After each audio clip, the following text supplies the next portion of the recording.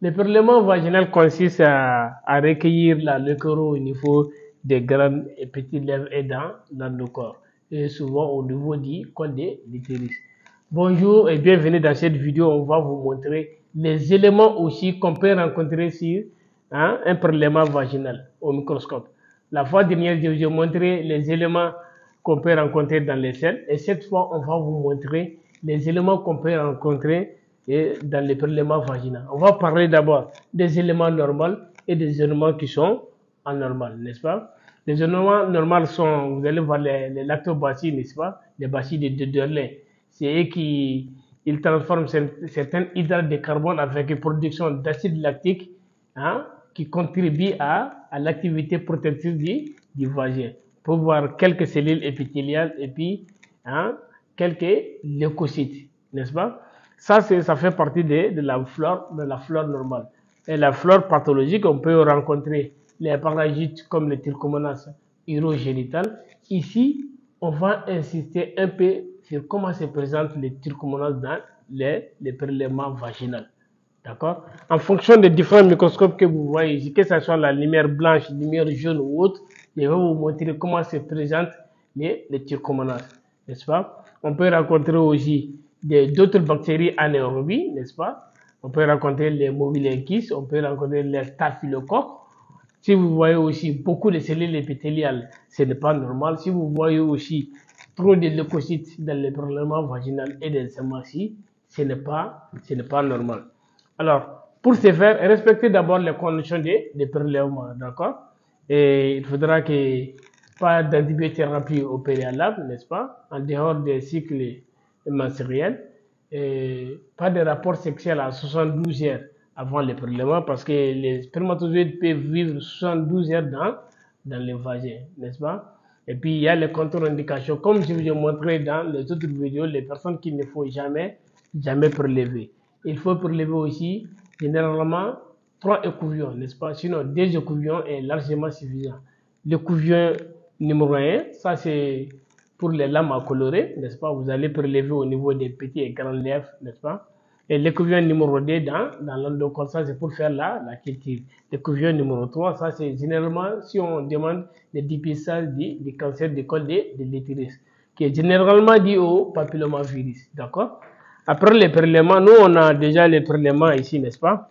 Vous avez besoin de lames, n'est-ce pas? On va prendre une lame neuve. Vous avez besoin de la lamelle, vous avez besoin du prélèvement. Et regardez très bien, l'examen macroscopique est très important pour le prélèvement vaginal. L'aspect normal de la leucorrhée, on dit que quand c'est muqueuse, pas d'infection, n'est-ce pas? Quand c'est blanchâtre, aspect de lait caillé, on dit c'est dû aux levures de candidats albicans, ce qu'on appelle les candidoses vaginales, n'est-ce pas? Maintenant, quand c'est purulente ou jaunâtre, ça c'est infection bactérienne ou parasitaire. Quand c'est grisâtre maintenant et l'odeur de poisson, ça c'est vers les Gardnerella vaginalis. D'accord? Maintenant, quand c'est jaunâtre, mouchante et abondante, et vous allez voir que même ça mouche au moment du prélèvement, ça c'est généralement dit au trichomonas urogénital. N'est-ce pas? Après l'examen macroscopique, vous allez passer à faire l'état frais. Ça veut dire que vous allez utiliser, vous allez remuer, et regardez bien, vous remuez. Voilà. Maintenant, vous essayez de déposer une bonne goutte avec l'écouvillon sur la lame. Vous voyez?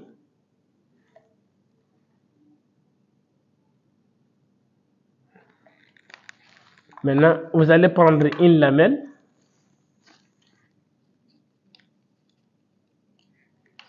Et vous allez couvrir votre préparation en évitant de former des bulles d'air. Vous voyez, il faut éviter de faire de former des bulles d'air sur la préparation. Alors maintenant, on va passer au microscope. Comme je vous ai déjà dit, on va surtout insister sur les trichomonas. On va vous montrer des éléments qu'on peut voir qui sont normaux dans les PV. Après, on va passer vous montrer comment se présentent les trichomonas. Après, on va passer à faire la coloration des grammes et la coloration au méguirol des IMSA pour apprécier la flore vaginale. n'est-ce pas, ainsi que la présence de certaines polynucléaires. On peut voir aussi les glycelles. Alors, prenez toujours soin du microscope avant et après utilisation. C'est très important. Vous allez utiliser l'objectif 10, le condenseur est en bas, diaphragme fermé à 10, mais à 40, il faut l'ouvrir un peu, d'accord?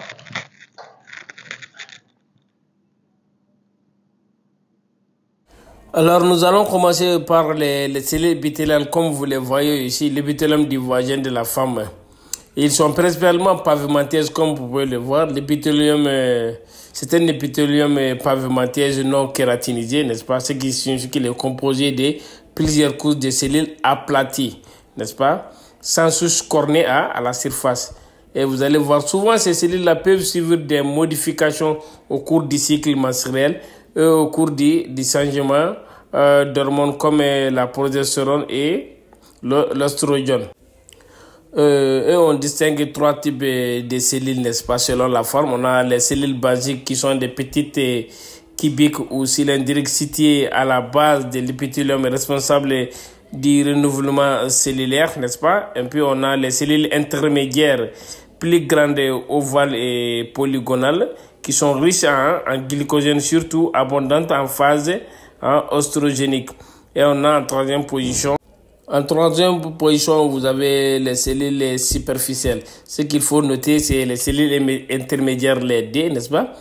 Les cellules intermédiaires, là, on vous a dit qu'ils sont riches en glycogène. C'est pour cela que le lactobacille transforme ces hydrates de carbone là avec fermentation qui produit de l'acide lactique qui contribue à l'activité protectrice du vagin.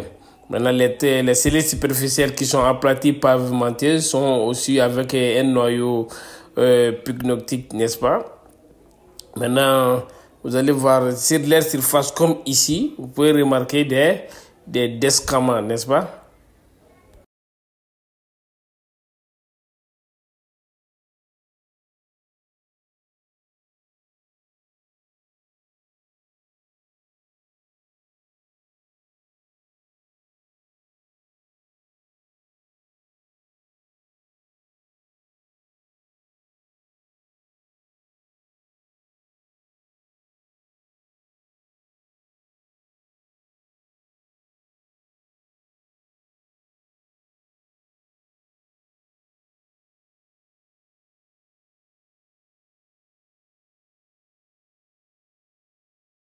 Dans ce champ-là, vous voyez au centre ici, vous voyez un filament de mycélien et puis il y a une cellule épithéliale. Tout le reste que vous voyez, ce sont des spores de levure, vous les voyez. Et il faudra savoir que ces filaments-là, quand les spores, les levures viennent sporyler, ça va conduire d'abord à la germination d'un filament, ce qu'on appelle les filaments des mycéliens. Dans ce champ, vous pouvez remarquer les longs filaments et puis à côté de ces longs filaments là sont déposés beaucoup de spores de levure, d'accord? Et ces filaments sont pas à confondre par rapport à certains fils de coton qui peut être présents sur la lame ou la lamelle, n'est-ce pas? Faites beaucoup attention à ne pas confondre ces filaments-là par rapport aux fils de coton. Vous pouvez exécuter un zoom réellement pour voir comment est disposé les filaments des mycéliens. D'accord? Voici aussi ce qu'on peut rencontrer à l'état frais dans les prélèvements vaginaux, n'est-ce pas? Après avoir vous montré les levures, voici comment les spores de levure et puis les filaments existent aussi lors du prélèvement vaginal. Et ces cellules-là aussi, comme ici, vous les voyez, ce sont des cellules haploïdes, ça veut dire à un chromosome. Ici, dans le sang, ici, on peut remarquer la présence, on fait un zoom et regarder la présence des levures, n'est-ce pas? Beaucoup de personnes confondent aussi par les levures par rapport aux globules rouges. Faites beaucoup attention. Les levures, ce sont des formes ovales, n'est-ce pas, ou rondes, n'est-ce pas? Et souvent, ils peuvent être en bourgeonnement. Et ils se multiplient par bourgeonnement. Ici, vous voyez, il y a la forme de 8, n'est-ce pas? Il peut être aussi en forme de 8. Par contre, les globules rouges, eux, ils sont des disques biconcaves, n'est-ce pas? Il ne faut pas les confondre. Les levures ne bougent pas ici, ils sont emportés par les courants d'air, d'accord? Et regardez très bien, vous remarquez, c'est le courant d'air qui bouge, sinon les levures là ne bougent pas, ils peuvent seulement bourgeonner, n'est-ce pas? Et ces levures témoignent d'une infection due aux levures des candidats albicans généralement, dont l'aspect de la leucorrhée est blanchâtre, n'est-ce pas? Et donnant l'aspect des laits caillés. Vous pouvez remarquer comment se présentent les levures aussi dans l'état frais du prélèvement vaginal. Maintenant, passons dans les cadres des parasites qu'on peut voir, les trichomonas urogénitales dans les prélèvements vaginaux. Vous remarquez à l'objectif 10 ici comment ils sont nombreux, n'est-ce pas? On va essayer de les agrandir pour vous les montrer sur différentes lumières. Ici, vous voyez, le champ est rempli par les trichomonas et puis des cellules épithéliales. N'est-ce pas? On a quelques cellules épithéliales quand c'est normal, mais quand vous les voyez très nombreux comme ça veut dire que c'est pathologique. Alors, on va les agrandir, n'est-ce pas? Ici, voilà, regardez ici comment se présentent les trichomonas urogénitales ou les trichomonas vaginalis. Vous pouvez les voir dans les champs ici. On va les agrandir encore plus pour vous les montrer, n'est-ce pas? Généralement, regardez, vous pouvez les remarquer ici. C'est un parasite flagellé, n'est-ce pas? Il a 4 flagelles qui sont cités en avant de la cellule, n'est-ce pas? Maintenant, il se déplace activement avec, vous allez voir un 5e flagelle qui est attaché au corps de la cellule et formant une membrane ondulante, n'est-ce pas? Comme vous pouvez les remarquer ici. Et le trichomonas, lui, il fait des mouvements ondulants, n'est-ce pas? C'est grâce à ces nombreux flagelles. Maintenant, vous pouvez remarquer aussi la présence de certaines bactéries dans le sang et les cellules épithéliales. On va insister sur les trichomonas urogénitales, comment les différencier, comment l'identifier, même quand il n'est pas en mouvement. Ici, vous pouvez remarquer qu'ils sont en mouvement de façon très très ondulante, n'est-ce pas? On va passer dans d'autres champs où vous allez les voir, il bouge moins, même quand il est arrêté. Comment il faut l'identifier, comment il faut les différencier par rapport à certaines cellules rondes, n'est-ce pas? Et regardez très bien, toujours dans les champs. Ici, c'est très rare de voir ça, mais c'est une réalité, n'est-ce pas? Vous allez voir qu'il y a beaucoup de trichomonas urogénitales dans les prélèvements vaginaux. Ces cas sont très très très rares. On va passer maintenant à la lumière jaune. Voilà, regardez, il y a les cellules épithéliales. Maintenant, voici comment les trichomonas se présentent avec la lumière jaune. N'est-ce pas? Vous remarquez toujours, vous pouvez même effectuer des zooms pour réellement voir comment sont disposés les flagelles du trichomonas lors de l'état frais. N'est-ce pas? Regardez et appréciez très bien comment ils sont avec la lumière. Maintenant, on va passer avec d'autres lumières encore. N'est-ce pas? On peut utiliser la lumière rouge. Et regardez, voilà comment ils peuvent se présenter avec cette lumière-là aussi. Vous remarquez toujours la présence des cellules épithéliales, n'est-ce pas? En même temps, vous remarquez aussi la mobilité des trichomonas. N'est-ce pas? Maintenant, on va aller dans des champs où avec la lumière blanche, dans des champs où vous allez remarquer réellement quand ils sont arrêtés, comment ils peuvent être. N'est-ce pas? On retourne à la lumière blanche maintenant. Voilà. Regardez bien ici leur mobilité. Et vous remarquez aussi la présence des cellules épithéliales. Maintenant, on va partir maintenant dans certains champs où vous allez voir que le trichomonas il est moins mobile parce qu'il a tendance à mourir, n'est-ce pas? Lorsque vous laissez les prélèvements vaginaux prendre beaucoup de temps avant d'effectuer l'examen microscopique. Souvent, vous allez avoir les trichomonas souvent immobiles, n'est-ce pas? Alors, on continue toujours, vous voyez, avec la lumière un peu jaune maintenant. Regardez comment les trichomonas au centre, comment ils bougent, vous voyez. N'est-ce pas? Nous allons toujours continuer à vous montrer les trichomonas urogénitales. Et vous pouvez remarquer aussi la présence des cellules épithéliales ici avec leur noyau. N'est-ce pas? Alors on va continuer à passer dans d'autres champs encore pour vous les montrer. Vous voyez ici comment ces 3 trichomonas sont, n'est-ce pas? Alors on va passer dans d'autres champs encore. Ici vous voyez il est là, très mobile, n'est-ce pas? Regardez comment il bouge, n'est-ce pas? Avec un mouvement ondulant. Et dans ces champs-là aussi, c'est pareil, vous pouvez les remarquer, n'est-ce pas? Et souvent, il peut être très mobile. Il faudra suivre avec la vis XY leur mouvement au microscope. Voilà, remarquez ici, vous voyez, il est au centre ici. Vous le voyez que ça bouge sur place, n'est-ce pas? À un moment donné, lorsque vous laissez les prélèvements vaginaux trop durer avant de l'observer au microscope, vous pouvez les voir comme ça. Ici aussi, c'est pareil. Et regardez au centre, effectuez des zooms, vous allez remarquer qu'il y a des flagelles qui sont autour des parasites qui sont en train de bouger.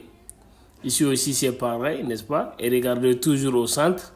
C'est le trichomonas qui est là. Lorsque vous allez effectuer les zooms, vous allez voir que ces flagelles sont en mouvement ondulant à côté du corps, n'est-ce pas?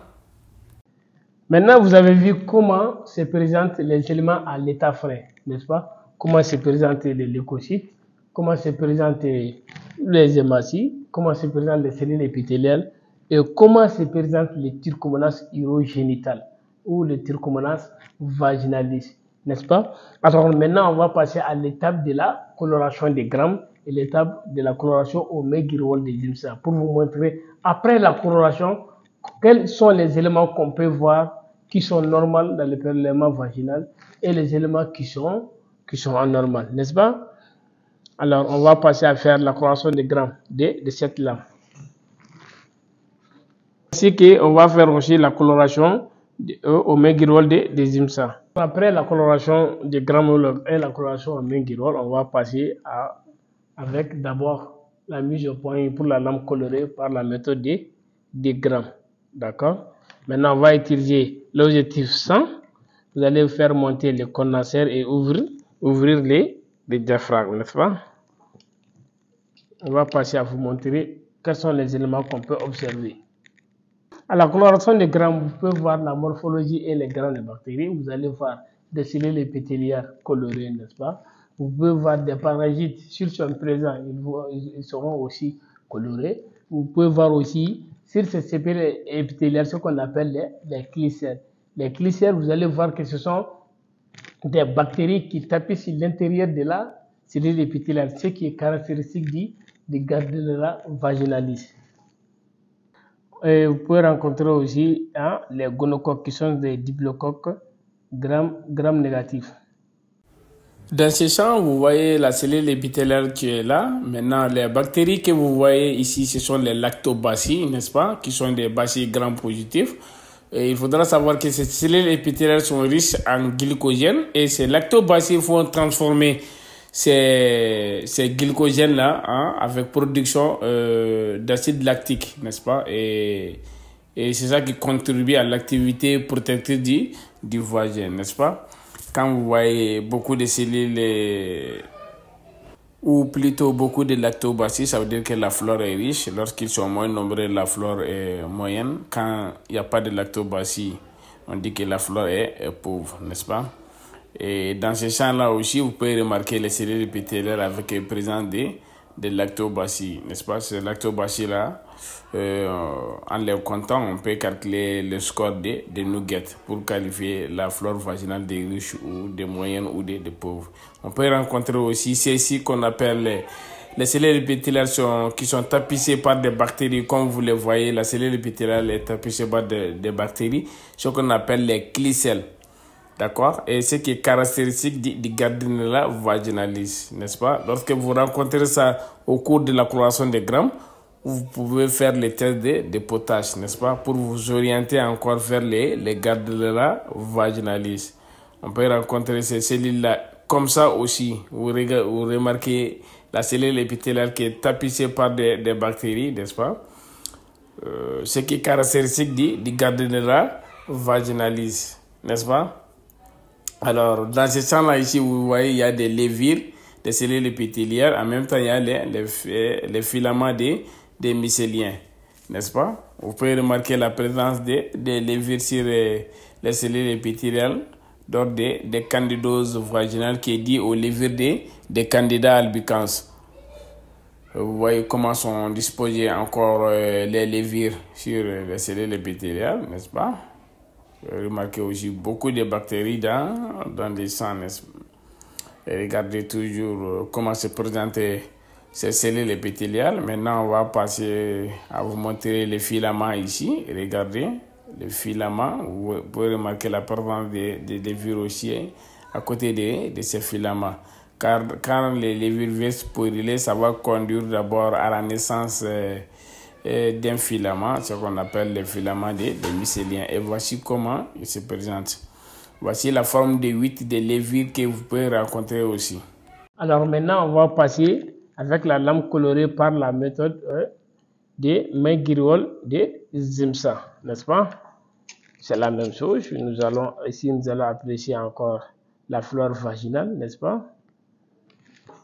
Vous remarquez, regardez très bien. Vous avez deux trichomonas l'un à côté de l'autre. Vous pouvez les remarquer. Alors, je pense qu'à partir d'aujourd'hui, vous allez plus vous tromper du trichomonas, que ce soit à l'état frais, que ce soit après coloration des grammes. Alors, regardez ici aussi comment se présentent les trichomonas. Vous les voyez, on va faire un zoom. Regardez avec ces flagelles. Voilà, regardez, vous le voyez avec ces flagelles, n'est-ce pas? Comment se présente les trichomonas aussi, n'est-ce pas? On va faire un zoom. Regardez comment se présentent ces trichomonas là. Vous les voyez, n'est-ce pas? Vous pouvez remarquer aussi leurs flagelles, n'est-ce pas? Alors, vous avez vu maintenant à l'état frais, à l'état coloré au gramme et à l'état coloré au McGirol de Zimsa. Comment sont ces éléments-là? Quels sont ces éléments qu'on peut rencontrer sur les prélèvements vaginaux? Alors, travaillez dans les conditions de celle-ci, n'est-ce pas? Et fournissez beaucoup d'efforts avec les microscopes. Et vous n'aurez pas de secret avec les éléments microbiens.